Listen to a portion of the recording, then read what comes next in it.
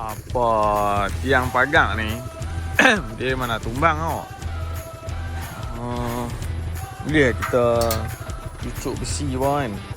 Lepas tu kita welding tambat dia. Dia tahan lah agak-agak. Lepas tu tak pun tambat dekat sini lah. Pakai besi, welding dekat besi ni. Jangan bagi dia gerak kan. Kalau ada besi tambat dekat sini, welding boleh lah. Oi gila, sengit tau. Nak jatuh.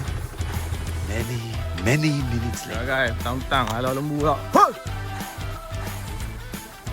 Dah kejar. Sini kanan. Aran dia ladu kat sini pula, tak mau keluar.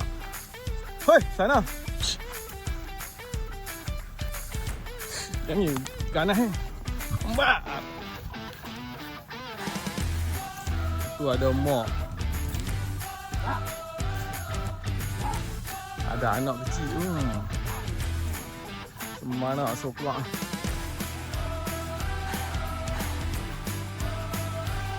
Macam-macam.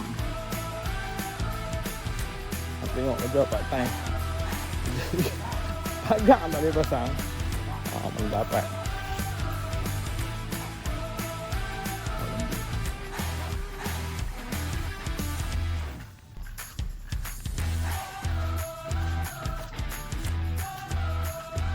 Keluar.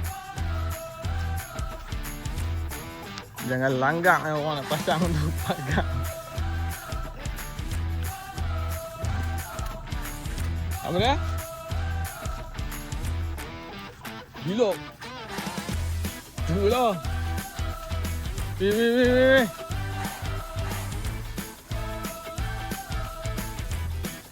Oh. Haram dia nak keluar payah weh. Keluar. Keluar lah.